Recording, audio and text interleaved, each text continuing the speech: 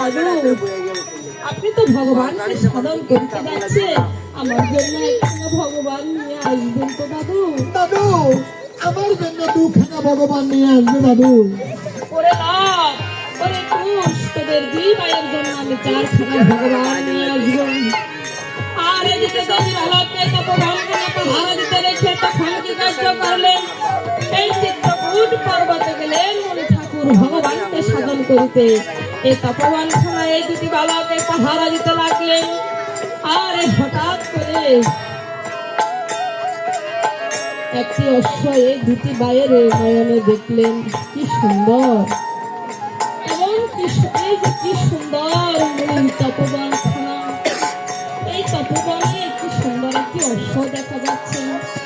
তখন এইদিকে এই যে অশ্বের সামনে গিয়ে দেখলেন, অশ্বের কপালে লেখা আছে সূর্য বংশ দশরথ অজরানন্দন তার পুত্র শ্রীরাম লক্ষণ দিয়েছিলেন বন, পঞ্চবটী বলে থাকতো রামনারায়ণ, শূর্পণখার নাসিকা কাটি নিল লক্ষণ, শূর্পণখার নাসিকা কাটি নিল লক্ষণ।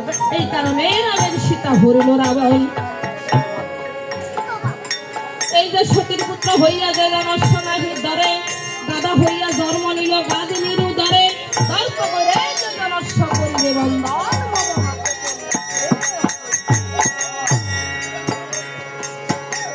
তখন কুশবীর লক্ষবীরের কাছে গিয়ে বলেন, দাদা রে, ওরে দাদা, এই বনমাঝে আমরা একটি অশ্ব দেখেছি।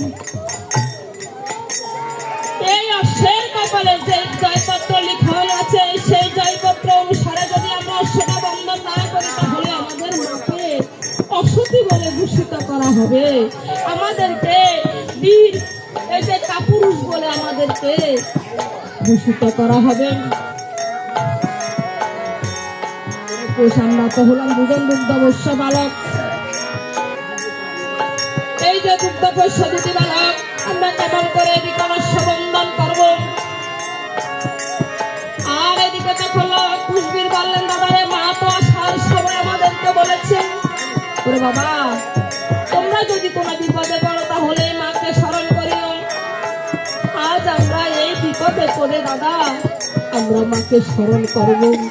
আর এদিকে তখন কুশবীর কি কার্য করলেন?